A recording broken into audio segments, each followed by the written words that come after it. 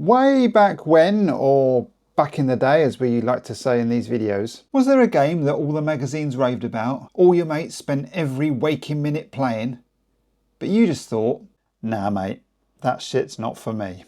Did your footy loving mates constantly playing Match Day 2 piss you off? Did you find Jetpac repetitive and boring? And why was everyone obsessed with Lords of Midnight when you had no clue what you were supposed to do? I recently asked you lot to email me some Spectrum games that everyone seemed to love but you flipping hated. Those that had multiple suggestions then went into a poll on the Facebooks in one of those mahoosive Spectrum groups which have all recently turned into Google replacement services for getting every conceivable Spectrum game on a USB for the Retro Spectrum thing. But around 500 of you did kindly vote. So here we have the top 10 Spectrum games that everyone loved except you. To make this even more interesting than you no doubt already think it is, I'll pop in some reasons you gave me for hating it, the worst magazine reviews I could find, and I'll basically do my best to slag off each game. However, there is a caveat to this. I actually loved most of these games, so no giving me shit in the comments, okay? This top 10 is on you. Got it?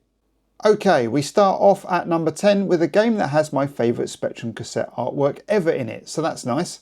It's Quicksilver's 1983 3D isometric maze game thing, Ant Attack. And well, let's start with the cassette inlay artwork, shall we, as I'm a huge fan of David Rowe's artwork in general, but this particular one is my favourite, so much so that I have a framed signed copy of it on my wall. We see two people, perhaps a boy and a girl, in the middle of a castle with a humongous ant bearing down on them. I mean, look at the size of it. That looks impressive. Can't wait to play against that. Soft Solid 3D, patent pending, which was the technique used by Sandy White to create the 3D effect in-game, sounds really intriguing here also. Battle the ants in the walled city of Antascha, wherever that is the only clue to what the game is about. Even the instructions tell you nothing in confusing sentences with fancy words like only in Antascha seems to stand in violate after all this time. I mean, 9-year-old me would have been very much in the in violate what now camp. And then you see the controls. My God, what the are those? 4, yes, 4 change viewing angle controls, rotate clockwise, anti-clockwise, forwards, jump, how many throw keys, and even a quit key. That might all sound like a bit of a shit show, but the size of those ants and the patent pending soft solid 3D goodness surely is too much of a draw. If you did manage to read a review before purchase, the earliest of which is seen here in Popular Computing Weekly, it wouldn't have helped much visually, but their description of an excellent piece of visually stunning gothic horror is bound to sway your purchasing decision. So after your purchase and the inevitable loading time, you are greeted with this basic monstrosity. Even in 1983, this front screen and soundtrack was, well, cack. At least we get more of an idea as to what we need to do, and it's nice we get to choose to be a boy or girl hero. Nice touch. Okay, firstly, it does look pretty cool when you get into the game. I can change all these camera angles, but I'm not sure I have the expertise to pull off a correct camera angle and runaway maneuver at the same time. The ants are a major letdown. They are tiny. Also, where is my fancy castle? We just about make the first rescue mission because we hung around too much, only for the stupid woman or man, depending on who you chose, to only go and get themselves stuck again. I decided to stick to one rotation and one camera angle, but even then I got confused as to what stupid key I was pressing. I also learnt short grenades do all when you stand on a wall and also kill you if you get too close. It may look nice in 1983, but it's no castle, that's for sure. The ants are more like big dogs than ginormous insects, and the controls are quite frankly terrible. If I'd have waited until February 1984 to make my purchase, Personal Computer Games magazine would have given me fair warning. The trouble is, to throw a grenade you must choose from 4 different buttons, one each of the 4 different distances. If you add to these the 4 buttons, the 4 directional control buttons and the 4 scan buttons, you need the skills of a touch typist just to stay alive. By the time Crash revisited the game in 1988, they insisted on calling it 3D Ant-Attack and criticised it for being boring and repetitive and gave it 22%, which is a bit harsh. Some of you guys hated on it for being too easy as well, apparently. One of my viewers, Dave, bought it when it originally came out, nagged and nagged his mum till she caved in and gave him the money for it, and yes, thought the graphics were good for the time, but when you find out that you can move far faster than the ants, it all became too easy to win, and it became meh very quickly. Still, the artwork is bloody terrific, and fun fact time, Sandy sent a videotape of the game to Quicksilver and Sinclair Research. Sinclair Research turned the game down because they didn't have a video player to play his tape on. Brilliant. Sabre Man, so shit you may well see him more than once in this list, but here we are in his first outing in Sabre Wulf. Ultimate garnered a reputation for quality back in the day, sometimes justifiably and sometimes not. When they started putting their games in fancy boxes, you always thought you were onto a winner. And Sabre Wulf is no exception, as we can see here. It's a nice big huge sort of black cardboard box, which is very fancy and quite big. Here it is compared to Ant-Attack. Inside you had quite a nice manual, which was absolute gubbins. We'll come to that in a minute. The cassette, and in my case, quite a useful poke for getting rid of the monsters. Nice. They could have polished a turd, stuck it in a black box, whacked Ultimate on the front, and it would have sold by the shitload. You get my point. This fancy box though was merely a vessel to justify the eye-watering costs of the games. Sabre Wulf retailed at £9.99 when it came out in 1984. A lot of games at this time were £6 or £7 tops, so the extra £2, which meant the game in today's money would have been around about 32 smackers, was quite a lot for little Timmy to part with. Ultimate had had some success the year prior with Attic Attack, which, not being in a fancy black box, was retailing at half the cost. In that game you must collect parts of a golden key scattered around a castle maze of rooms that you must escape whilst avoiding a multitude of baddies. In Sabre Wulf you must find parts of an amulet scattered around a jungle that you must escape whilst avoiding a multitude of baddies. Sound familiar? Well, they do actually sound familiar too, with some of the sound effects also lifted from the previous game. Also, like the previous game, the huge amount of screens all look pretty similar, so it's fairly easy to get lost, as it was in Attic Attack. Although the jungle maze in comparison was something else though. I mean, just look at the size of this thing. Look at it. The worst review I could find though was an agreeable 8 out of 10 in Sinclair User, but at least they saw similarities with Attic Attack and were annoyed enough about the price to mention it, even if they did like the game to give it a solid 8.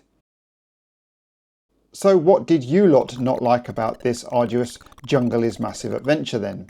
Viewer Ross remarked that Sabre Wulf just didn't do it for him. The character walked funny, the goal didn't inspire any imagination, and he has tried to get it but just finds it frustrating and no fun at all.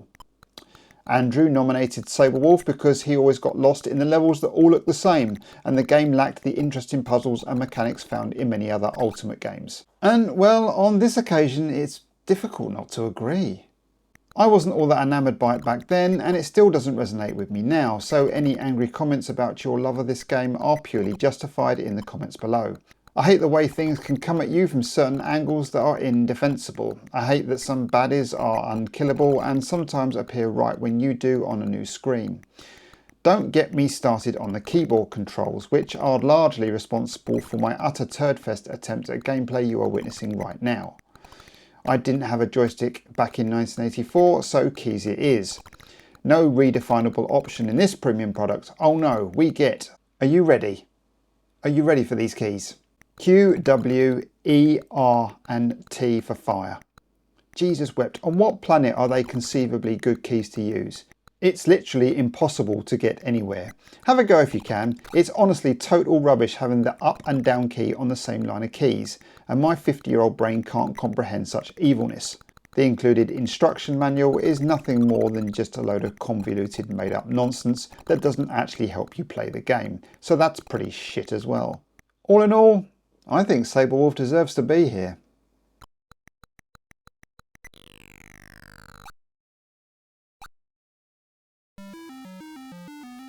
It's interesting that in Crash Magazine's 1987 Readers Award, Driller won Best Game, Best Graphics, Most Imaginative Game, but also came third in the most overhyped, behind The Living Daylights and Can't Think Why Young Lads Bought It, Game Over. This was the first of Incentive's titles to use their Freescape engine, which supposedly gave the player an immersive solid object 3D experience. All the magazines wet themselves, with the December 1987 edition of Crash giving it 97% and dedicating its cover to it. So this groundbreaking new technology deserved a nice big box, with a nice nondescript boring cover, with a huge manual and huge 15 quid retail price. Nice. So, if you got sucked into the hype, shelled out your 15 quid, got home from the town centre software shop, started loading up and sat down to look through the instructions, blimey Charlie, this is what you'd get. You get a 3D model of the moon, lovely, but come on, I'm not reading all this crap. How deep is this game for Pete's sake? Yeah, okay, so what are my keys to do all this then? Oh, for f***'s sake. When you do eventually play it, never mind all this 3D Freescape bollocks. It's slow, it's grey, it's dull, and with the ridiculous instruction manual, you won't have a Scooby-Doo what you're supposed to be doing. But is that why you guys hated it? One game I was excited about as a kid that got rave reviews was Driller, says viewer Rich. I could appreciate that it was technically stunning, but when I played it I had no idea what was happening, and I literally had no clue what to do, so I just wandered around for a bit before loading up Chucky Egg. Stephen wrote, it was one of those games that wowed the technical achievements of the Freescape graphics. It looked great, but it was too slow and jerky to be an enjoyable game. Got into the high 90s in magazine ratings, but what were those reviewers smoking?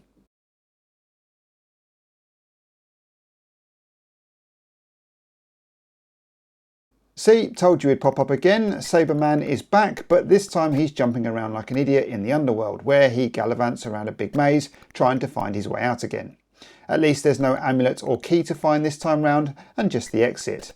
Ultimate continued with their want this game part with a tenner wee Timmy strategy by putting the game in another fancy box with meaningless instructions. That at least gave us some indication as to what we were supposed to do. The stampers still had no clue as to which keyboard controls actually work, but come on, let's not moan before we try it, eh? So now there's a reason why I haven't touched this game for 40 years, but in that 40 years that reason has slowly been erased from my memory. To start with, I remembered that the baddies don't kill you, which is nice, I thought. This game could actually be quite chill. Yes, there is an extra button for picking shit up and swinging on a rope, but so far the controls here, well, they're not nearly as bad because up and down are not in play here in the same way they would be in a top-down game. It wasn't until I got here that I realised why I hated this game so much. Fall damage. There seems to be absolutely all you can do about dying to fall damage when one of the nasty parrots or something else just as stupid knocks you off your bubble. Do it high enough and that's curtains for you, lad. After 10 minutes, I actually wanted to spend 20 quid on this on eBay to buy the game just so I could personally stamp on it, set fire to it and sprinkle the ashes all over my dog's offerings in the garden. I gave up fairly quickly and watched someone else speedrun it instead, which also reminded me of this stupid hack bug that got past the exit guarding bad guys without finding the necessary weapons. Ha! Take that, stampers! The map is pretty big and like the other games fairly samey, so it's still fairly easy to get lost in. Sinclair user lead the worst review brigade again, but we're still a pretty high 8 out of 10 and suggesting it's a vertical attic attack, which it isn't. And you lot? Well, Joe has more reason to hate this game than anyone else. He writes, at the time it was winning crash smashes and plaudits all over the place, so I parted with my hard-won £10 to buy it.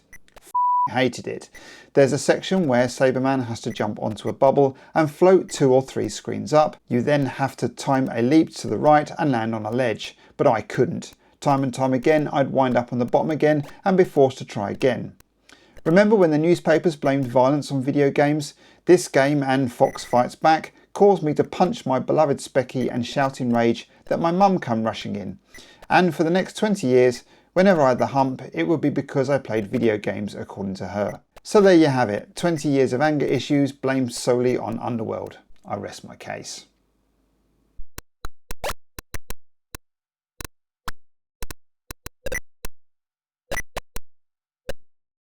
Having broken away from publisher Bugbite to start up a new publishing house called Software Projects, there were certainly more stresses on the troubled teenage Matthew Smith to get the follow-up game to market. With all the distractions and issues Matthew Smith had with releasing the game, it certainly fell victim to a big lack of quality assurance. This meant there were bugs aplenty, with 3 big ones that all contributed to making the game unfinishable. I did a video all about it some time ago. The worst of these was the attic bug, which, if you so much as went in that room and waited long enough for the second arrow to fly across the screen, completely buggered up most of the other screens. There were suggestions in Crash magazine that this was by design to make the game harder, which was obviously bullshit, and it wasn't until a few clever gamers who were the first to complete the game sent in the required pokes to do so that the game was actually playable. It was also the first game that I and many others experienced that had some sort of copy protection in the form of a non-photocopyable colour-coded chart, which just needed a little bit of patience to copy down and certainly didn't prevent anyone copying the game. I mean, there were even pokes that bypassed the copy protection altogether, so it was all pretty pointless and a minor pain in the arse. Magazines basically insisted you buy this game, nothing better exists, blah blah blah, without actually admitting it's just a bug-ridden expansion to Manic Miner with the ability to move rooms being the only benefit. Your reasons to hate it, however, are a little bit more, shall we say, broad? Paul thinks that Set Willy is just a bit dull despite thousands of people telling him the opposite. Well programmed, but not one they have any motivation to play. Leaves them cold. Franco goes a little bit more direct, writing, "Everyone goes on about Set Willy, it's shit. I can't get the hang of it. Manic Miner was bad enough." And finally, Chucky Egg Loving Roy, aka Loud Scots Bloke, just hated it, writing, "Chucky Egg is a far better game in my honest opinion. Enough with the miner. Henhouse Harry for the win." So, just for you, Roy, here's Chuckies Willy. Enjoy.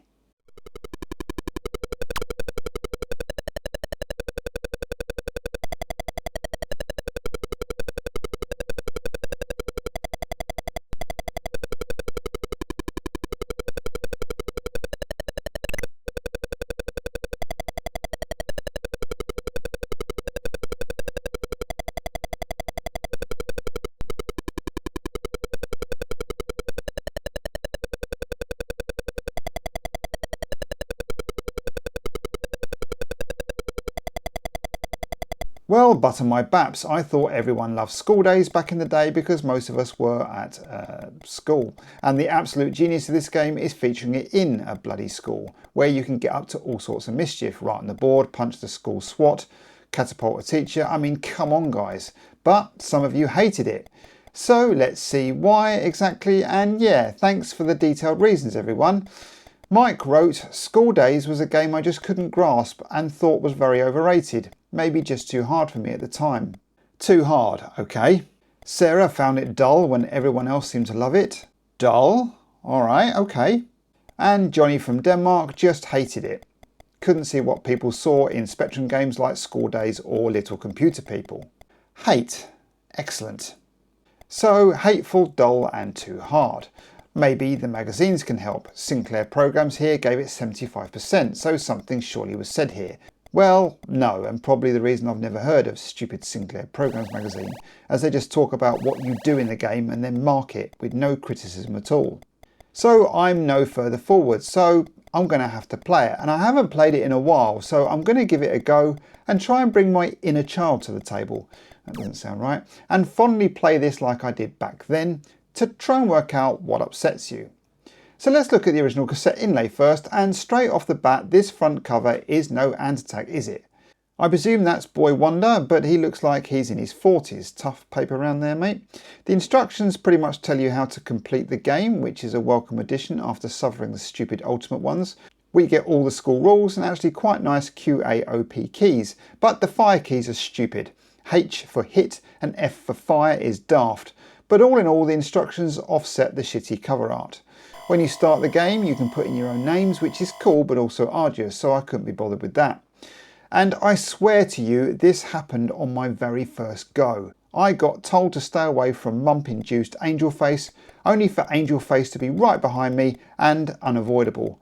My first game lasted the amount of time it took Mr. Rocket to find me. Bastards. Then, well, I just played. The playtime at the beginning went on forever and was kind of dull, but I did manage to get some of the shields on the top floor. Lessons were annoying, with unavoidable lines given out for being shoved off my seat. Mr. With It took half of his lesson walking from one side of the school to the other for the next, and that was pretty tiresome. I got a few more shields, went to a few more lessons, and well, got a little bored. Remembered my inner child and perked up a bit to play some more. Look, I get it. If you like charging around in a spaceship shooting the shit out of everything that moves, this might seem a tad slow. The movement is clunky as hell. Going up and down stairs is particularly bad. It all has the feel of a game where it doesn't recognise key presses properly. Like you've got to really press hard just to start the bloody thing. It's set in a school, which if you hated school would not be your go-to game. And the actual playing area is pretty tiny. It's essentially a basic puzzle game with basic puzzles done really slowly with pretty graphics and a school theme in the hope that that's enough to win you over.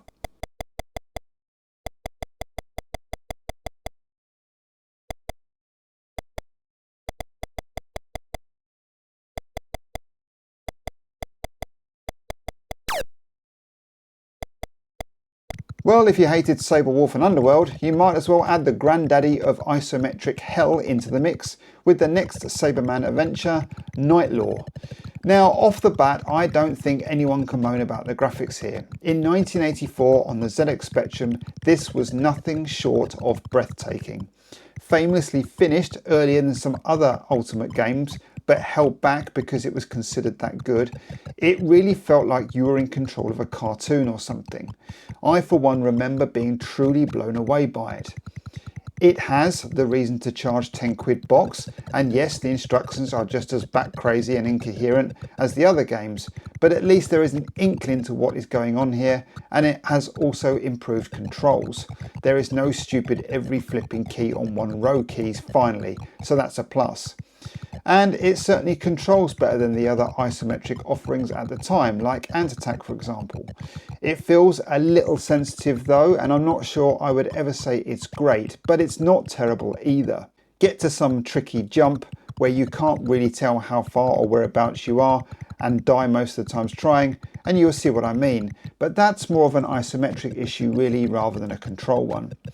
The forever changing from man to wolf and back again can be annoying, as some rooms or puzzles require one or the other just to add to the confusion of it all. There's a lot of patience involved in getting past some rooms, which is something I definitely didn't have back in the day, let alone now. And the fact that this was a precursor to a billion wannabe isometric games that on the most part I hated, makes me, well, hate this a little bit more. I really guess it's all a bit Marmite, this one. You either loved the shit out of it or just thought it was a massive letdown when you eventually got your hands on a copy. There was no real in between. I can imagine seeing all the reviews saying you have to buy it, seeing the graphics and then spending weeks upon weeks worth of pocket money that you'd saved only to eventually play it and actually hate it. And I guess that experience would actually make you hate this so much more. All the magazines loved it originally, with Crash here being too late the issue before to review Underwurlde, doing a back-to-back Crash smash in the same issue.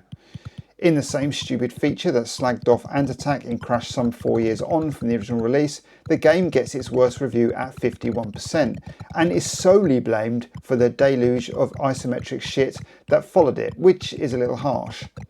As for you lot hating it, well, Nick realises we wouldn't have Batman or Head Over Heels without it, but the controls are too horrible. And Gordon agrees and writes, graphically it looked and still looks really striking, the transformations are cool, and it set a new standard and created a new isometric subgenre, Alienate, Head Over Heels, Batman, Gunfight, even Fairlight, etc. But as a kid, not seeing the floor made judging jump puzzles very frustrating, and I was quickly put off. I can admire the programming genius of Ultimate Play the game, the high production values, quality artwork, and the packaging though. And what about Justin? Why did you hate Nightlaw? Well, he hated the 3D graphics, the movement and the colours. It felt like it wanted to be something more special and more in-depth than it was. But the crappy jumping, the dropping of items to get higher over obstacles and then picking them back up again, I don't even remember that being mentioned in the manual. The only reason that game stayed with me was through the Rarer Play collection. Not that I ever wanted to play that piece of crap, but it was also my dad at the time who spoke highly of it.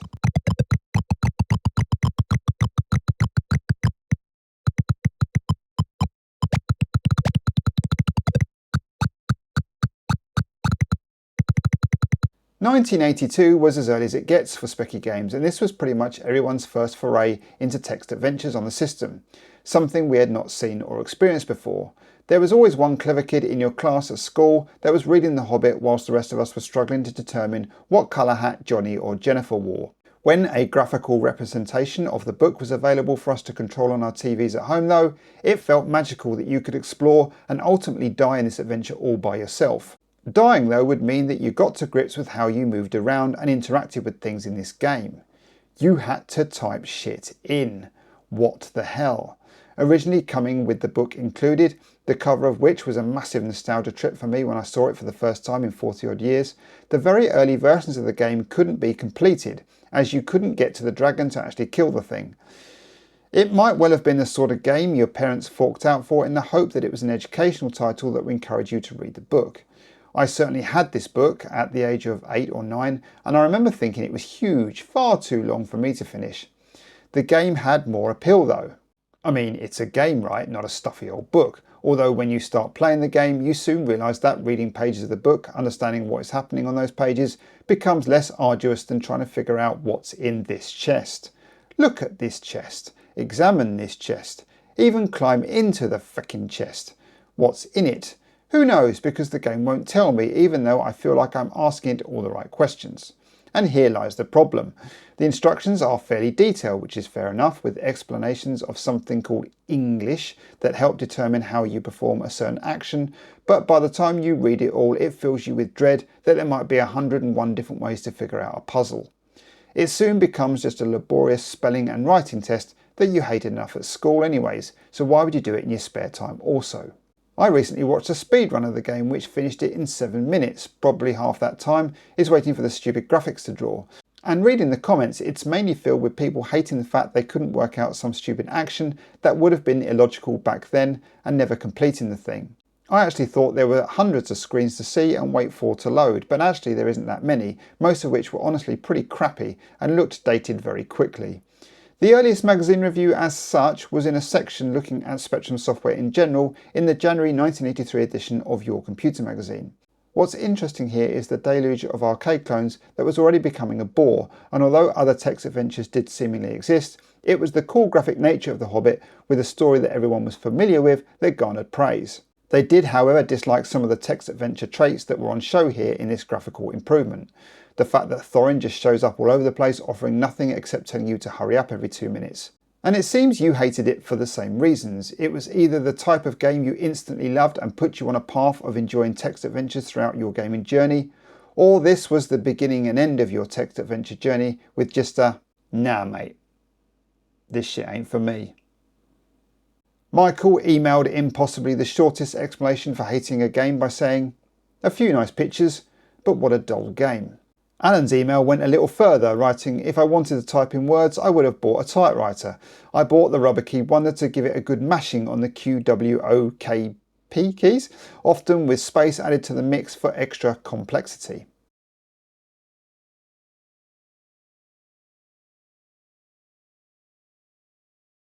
The Oliver twins are lovely, the games are very well written, Codemasters were the best at marketing and pushing those games out for a bargain price of $1.99. But all that wasn't enough for you lot, oh no. You hated that little egg-shaped shit and his stupid puzzles that made you want to rip your hair out when you couldn't figure out what you needed in your inventory to get past that stupid bit where you always died.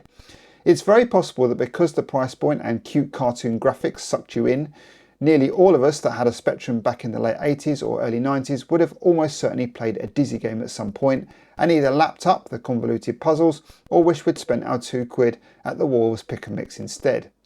Magazines were generally a little off when it came to budget games. Maybe because the full price software houses that filled their advertising slots didn't like games at the £2 price point to begin with for obvious reasons and put enough pressure on the magazines to be a little sniffy towards them, I don't know. It's kind of weird in this review for the very first game. There seems to be little criticism at all really, but the game at just £2 mind only gets 78%. So what's wrong with it? Well, I think we all started our platforming journeys on games like Manic Miner, Set Willy, Wanted, Monty Mole, etc. Most often the case in those games was all about timing a jump to get to an item and moving on. Here you had an element of that, but that item wasn't just picked up. You then had to figure out what to do with it. If you like that sort of gameplay, then great, go you. But if you didn't, then this soon became frustrating and annoying. At that point, the money spent on the game would perhaps make you give up quicker. If you spent weeks of pocket money on a game, chances are you would try again to get anything out of redeeming your shitty purchase. Here, it didn't matter as much. You would just move on, lend it to a mate and forget about it. Although my taste in gameplay changed over the years, certainly at 12 or 13, I was very much in the give me a level with a start and finish and a clear path to get me there kind of player. This figuring out that the grease moved the coal mine train just didn't appeal to me at all. In recent years, Rose-Tinted Spectrum did a charity stream where he played every Dizzy game conceivable, and although his misery was enjoyable to watch, it certainly didn't make me want to return to the games myself. The original game seemed certainly one of the more simpler titles against the many others that followed it, but it wasn't enough to convince me to rush out and buy the next one, and I wasn't alone. Keith, him of the YouTube's channel Yawning Angel, which is a lovely little channel that focuses on Amiga programming but also other computers of this era, was one of many comments that was fully in agreement by writing, "Dizzy games, all of them. I have tried and tried to like those games, tried so hard to get into them, figuring when I die, if I can't get any joy from them, my soul will be cast into hell, because everyone loves Dizzy games, right? But that stupid grinning egg just makes me want to turn his stupid grinning face into a scrambled egg." Whilst I admire and respect the Oliver twins' coding skills and marketing abilities when it comes to making this series of games, I feel that the one title missing from the range is Dizzy's Descent into Dante's Inferno, which is what I feel every time I try and play one of those stupid games. I know Dizzy games exist on most platforms, but my pain is born from playing the specky versions. They were crap when I was a kid, and they're even more crap now. Well said, sir.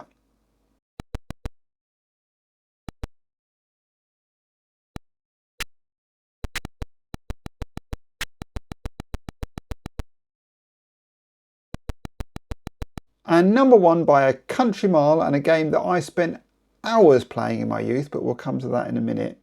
The game that you hated the most, that everyone loved the most, was Firebird's 1985 hit Elite. But before we get on why you hated it, let's just look and see what this game has won. It got first best game overall in the 1985 Crushed Readers Award, second best flight simulation in the 1985 Crushed Readers Award, second state of the art award in the 1985 Crushed Readers Award, third best shoot 'em up in the 1985 Crushed Readers Award, and the winner of the C&VG 1984 Golden Joystick Awards Best Original Game. Winner of the Game of the Year Awards 1985 for Best Arcade Game, Best Spectrum Game, and Game of the Year. It was also a Crash Smash and a Sinclair user classic. But never mind all that, because this game was all a bit too much too soon for a lot of you. After the success of the BBC Micro version of the game, the rights to publish the game to other systems were put up and successfully won by British Telecom's game publishing brand name Firebird. In order to make sure their investment wasn't ripped off by all those tape copiers, they incorporated a new anti-piracy device called LensLock, which, even to those that love this game, will admit was utterly shit. Anything that relied on a number of factors that was problematic to start with was not going to wash and was eventually discontinued. The box art was mysterious but exciting, and the manual explaining all the different ships, options, controls, even with an overlay, was mind-blowingly different from the standard space shooters that we're all used to. Add to this the times where you're just floating about between two systems with nothing to do, and it went all straight over the heads of many 10-year-olds playing it. An example of this is me. My dad recently found the instructions of this up in his loft, and I had no recollection that we had this game, that we actually bought the Spectrum port. Completely gone from my memory. I must have played it, but it left no impression on me. I think I was more driven by a quick hit of killing bad guys in the latest side-scroller. It wasn't until I owned a 386 and a copy of Elite on MS-DOS in the 90s that I truly appreciated how good the game was. Hours spent just mindlessly flying around, immersing myself fully into the space adventure. I have such fond memories of that time, so much so that I recently bought a BBC Micro just to play Elite on and Chucky Egg. I even recently got hold of all the overlay and manuals and stuff for the original BBC Micro version, so yeah, That's what this game means to me. But that experience just passed me by on my beloved Specky. I mean, I certainly don't remember hating it, but it almost certainly wasn't one of my favourite games either. Every single magazine justifiably loved it, the lowest score being 9 out of 10 in a compilation review by Your Sinclair some 3 years later. But even then though, they still thought the game held up against anything else, old or new. So what was it that you lot actually hated? Well, I thought hate might be a bit too strong a word until I read Mark's email, who writes, "My effing word, what's all this about? From start to finish, I say finish, but what I really mean is about 5 minutes in, I didn't have a clue what was going on, didn't understand what was happening, and didn't have the patience to even make an attempt to push through those first 5 minutes. Although I've gotten older and read up and seen more on the game, including the new version Elite Dangerous on the PS5, I thought, after all these years, it's been me, I'm the problem, not that game. Let's purchase this new version for the PS5, here we go." Dog shit. I rest my case. Gary was a little bit more understanding, saying, "I just found it boring and overcomplicated. I just want to shoot some aliens and not have to read a manual to play a game." David came up with a new name for it, saying, "My choice is the Space Docking Simulator Elite. Infinitely boring, slow and repetitive. A game that will test your patience by having too many keys to remember and requires a keyboard overlay to play, and without it you're stranded in space pressing random keys. I tried to like Elite, but Christ on a stick it's dull." So there you have it. It's overcomplicated, dull, repetitive, with too many keys and not enough action, and that was enough to send you lot over the edge. And yeah, it can't be for everyone, right? Let me know if you agree or disagree with any on this list and what games you would have added instead. As always, thanks for watching, and hopefully I'll see you all on the next one. Bye for now.